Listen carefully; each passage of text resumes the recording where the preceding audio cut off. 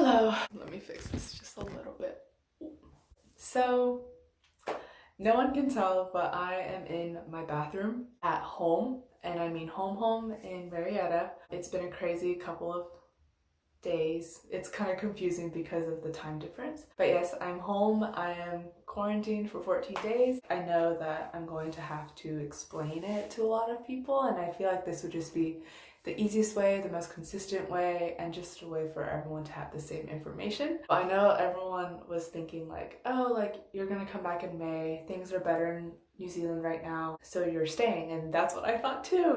Yeah, I don't even know where to start. I left Georgia on March 5th to go to New Zealand, and I landed in New Zealand on March 7th, which was this Saturday. I was supposed to come back May 2nd. So when I got to New Zealand, things were not concerning. Like, we got there, and I think by that time, Georgia and the US started escalating with the number of cases and just the seriousness of COVID there. In New Zealand at the time, it was like, we're an isolated island. It's going to be very difficult for COVID to come here. And basically, it was ruled that, like, you're safe in New Zealand. A lot of us who were there were just expecting to stay the entire time and not have to worry about it. I was there in Birkenhead, Auckland at a primary school.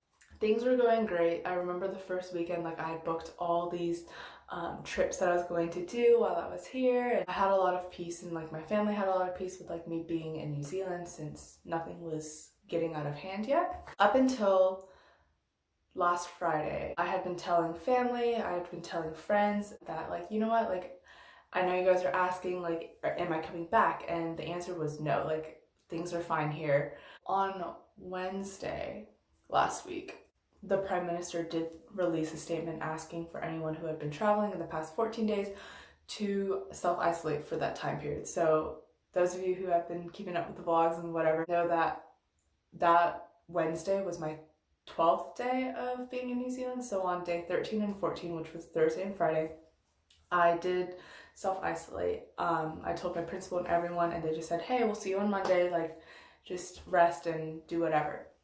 Up until that Friday, like, we were still like, it's fine, you just gotta self-isolate and then we'll be safe.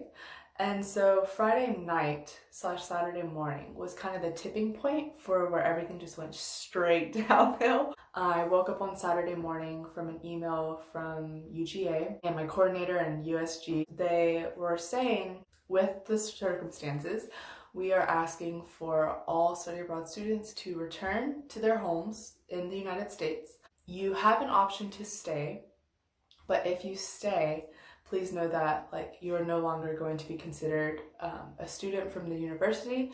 You're basically on your own. We are no longer responsible for you and your return because it is your choice. I will say, when I first read that email, I'm like, yeah, I'll stay, like, it's fine. But I think from that point forward, my coordinator and my family were like, we don't know how long that period will be, so it may be best for you to come home. That was hard for me to swallow. On Saturday, the game plan was, I'm gonna try to fly out on either next Saturday or next Monday. That would give me 1 week to kind of just say my goodbyes and to spend time with people. On Sunday, I was talking to my mom. She was like, I'm going to talk to the travel agent on Monday to talk about how we can reschedule your flight. Well, Monday in the US was technically Tuesday in New Zealand. So my host mom, when I told her that, was like, oh, like, I don't know how many flights will be available by New Zealand's Tuesday. I was like, that's fine with me. Like, if there are less flights, then that means I can stay longer. I was just being such a stubborn person. So on Monday morning, I went out to breakfast, and my host mom's like, I was talking to a couple of people, and they said book immediately, because if you look at flights right now, they're $7,000, and there are no more flights for anytime this week. Like, the earliest flight is a Saturday, and Saturday ones are racking up the prices. And I'm like, goodness gracious, like, okay, so things are getting serious. I need to take this seriously now. A little late, but I was like, okay. So I called my mom that morning before I went to school, and I was like, Mom, I think I need to book a flight. Like, I don't think we can do it through the travel agent. We don't have enough time. Like, I think I need to do it on my own. And she's like, okay, go look at the flights. So I went to Air New Zealand and I looked at the flights, And it was crazy because there were flights available on Wednesday for a very, very cheap price. So I clicked on the Wednesday flight and I tried to add it to my booking and it said, we're sorry, like this is not available anymore. So I was trying to put on Saturday. I had 2 tabs open with Wednesday and Saturday because it was still showing up that Wednesday was available. And Air New Zealand has this thing where it's like, you can't have 2 tabs open at one time.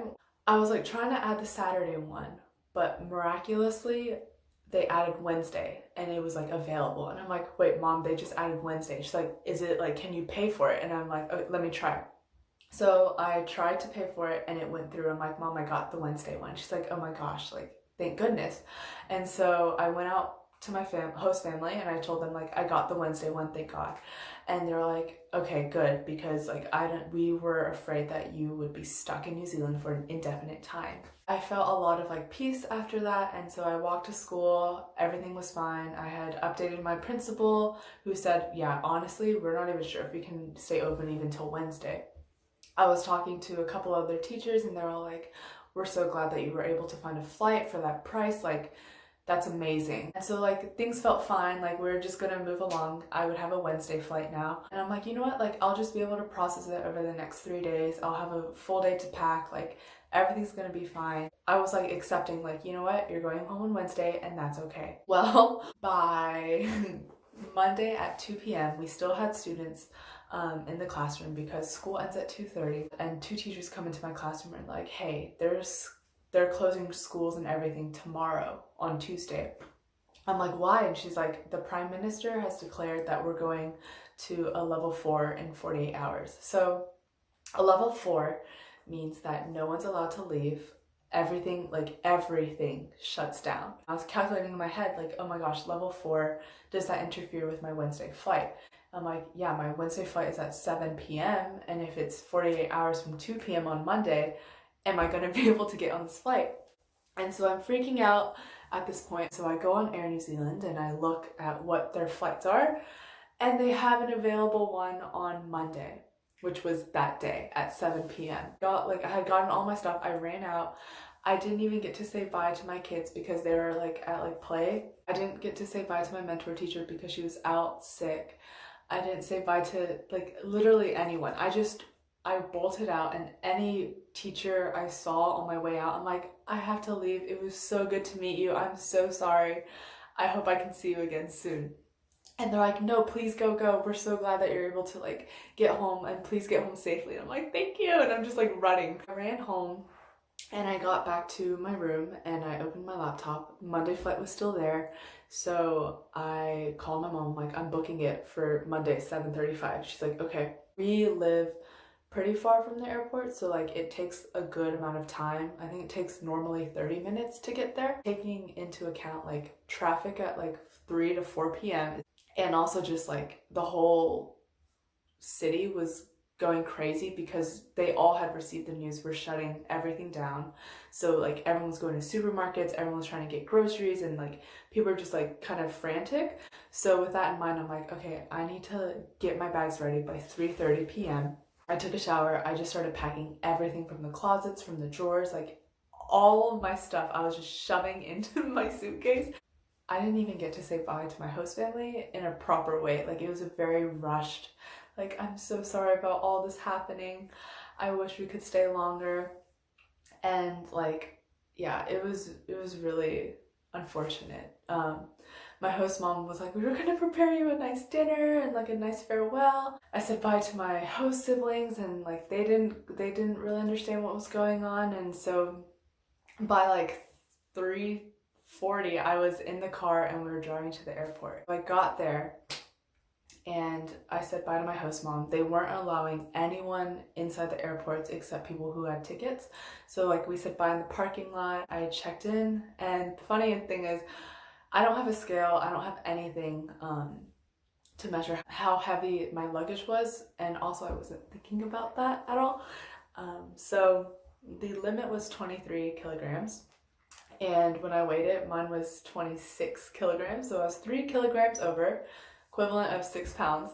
And she was like, yeah, you have to pay the heavy bag fee. And I was like, no, which is 250 New Zealand dollars. One of the biggest blessings that I got from this whole thing was my friend Angela, who was the one who had to be sent home from Christchurch. She had the same flight and I knew that. So like I texted her when I got to the airport. I'm like, hey, I think I'm gonna be on your flight. Meet me at the airport. And she's like, holy crap, like what the heck? How did you get on a flight here? Like I thought you were supposed to leave at the, I'm like, no, just come see me. And so she met up with me and that was really like comforting to have someone with me through this whole process. And I was just glad we were together. We get into the airport and we go through security, everything's fine, paid the fee, whatever. The next thing that I had to cross was canceling my Wednesday flight. Air New Zealand was doing a thing where they were allowing people to get full refunds, which was amazing for them to do. How they do cancellations, you cannot do it online, you cannot do it through email, you cannot do it through any other way except calling. Well, everyone is trying to call Air New Zealand, so the minute you call them is the minute they basically hang up on you because they're like, we have too many people, we can't take your call, we're so sorry. So that was stressing me out because I was about to be flying for a straight like 13 hours and then get on another flight and fly for another however many hours. So I'm like, I'm not gonna have time to make a call to Air New Zealand to cancel my flight. We were sitting at the gate, luckily was talking to these other girls who had the same situation and they managed to cancel their flight. So I was like, how did you do it? I was calling them while waiting at the gate. Finally, I got in the queue. I waited 40 minutes and someone picked up. And when she picked up, she like told me her name and everything. I told her my information, but then she hung up. In my head, I was like, oh my gosh, she hung up on me. And then when I talked to the girls, she was like, no, like the phone calls just keep dropping because there's poor signal in this airport. I'm like, what? It was 10 minutes until boarding and my friend Angela went to go talk to the front desk person while I was trying to call again, and he said it may be best to try to send an email. So I sent an email, a very detailed email about my situation, and I got an automated reply that said it takes up to 15 to 20 days to respond during this time. And I'm like, well, that's not helpful. We're now at 5 minutes till boarding. Should I call them one more time? And so I tried to call and I got through. It was beyond me. So I got through. This time the call didn't drop, and literally 2 minutes before they announced like our zones for boarding, I got my flight canceled and refunded. When I was like rushing to get to the airport, I never really got a second or minute to like sit down and process that I was leaving. All the way up to sitting in my seat on the plane, I was just like, thoughts were going everywhere. But I will say that when we were taking off and leaving New Zealand, I had like my face mask on and I was just like crying because I think that's when it really hit me like, hey, like this trip has ended and you are going home now and you are leaving. So like just feeling the plane like take off, I'm like, this is official, like I'm actually leaving. Man, like even like talking about it, like I get those emotions again. But got to Houston, check-in, security, everything, customs, everything was fine. I was with Angela and we kind of assumed that we had the same flight. So when we were checking in our bags, they scan your check-in bag and then they tell you your gate. So the lady scanned mine and she's like, your gate's C37. And Angela and I were like, yeah, we're both C37. So we went there and like the gate at that time was for somewhere in Mexico. So we're like, okay, we still have like, what, 4 hours? We got there at 4 p.m. Our flight was at 7:55 p.m. So I'm like, we have a lot of time. We can go grab dinner and just kind of chill. We were getting ready to board. And I hand him my ticket and he scans it and it says denied. And he's like, oh, you're on a different flight. And I'm like, excuse me? So he like put everyone else in and he's like, yeah, you're supposed to get on another flight to Atlanta at 5 p.m. I'm like, is my bag on the other flight? He's like, yeah, you're gonna have to go to baggage claim when you get to Atlanta and claim your bag since it'll be from the other flight. Eventually he was so kind. He was like, do you want to sit next to your friend? I'm like, yes, please. And so like he got me on the flight, things were fine, and we sat down. And then we got moved to like first class or business class or whatever that's called. We got to Atlanta And so then the next thing that was like stressing me out was like, can I get my bag? So yeah, we went to baggage claim and I went to try to talk to my like airline, and they were like, oh honey, like no bags came in. I'm like, what do you mean? And I'm like, I was supposed to be on a 5:40 flight, but then I missed it, so I went on the 7 p.m. flight, and he said that my baggage should be coming in with the 5:40 flight, and she was like, we didn't get anything. I was waiting at the baggage, and I'm just like extra nervous now because I'm like, I know my bag's not going to be on this flight. But then I saw these other girls who I knew flew from Houston to Atlanta, and I knew they had to be on the other flight, and I'm like, wait, like, why are you guys here? And like, oh, funny thing is we didn't land in Atlanta because it was too stormy, so they made us go to Nashville first, and then we came here, so we're delayed. I'm like, oh, so like you just landed? And they're like, yeah. I'm like, so you haven't gotten your bags yet? And they're like, no. So they were putting all of those bags in the same carousel. This whole process was literally like this, like good things happen, then bad thing, good thing, bad thing, good thing, bad thing. At the end, I got my bag and my parents picked me up and I came home. And so basically it's Tuesday and I'm back in the United States.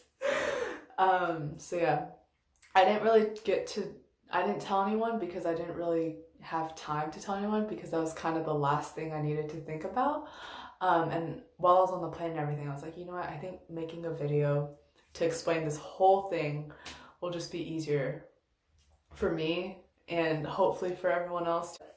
Overall, like, I am just very, very grateful that this all worked out in the end and that I'm back home, because I can't imagine what it's like back in New Zealand right now, especially with students who are in my position, because there were a couple that decided to stay. I have no idea what's ahead for them because the whole country's on lockdown. So I'm very grateful that like I was able to catch a flight and that everything related to cancellations and changing flights and all that fun stuff was sorted in a very calm manner, not on behalf of me, but on behalf of like the workers and stuff. So this has just been the craziest journey I've ever been on. And for those of you who had known like what happened before in New Zealand with like China and everything, it's just like February and March will definitely be the craziest months of my entire life so far. So thank you everyone for tuning into this. I'm still planning to do one more vlog, the last one, over what I did my last weekend and the last day of school for whatever I could catch on video. So yeah, there's still one more video coming after this one, but I just wanted to sit down and talk through this entire adventure that I've been on with just getting home. So yeah, I hope that it all made sense. If you have any questions, if I didn't make any sense at all, maybe I'll actually text it out or you can call me or something. So yeah, I'm back home, so hit me up because I am self-quarantined for 14 days now. So this is just day 1, 13 more days to go. Bye.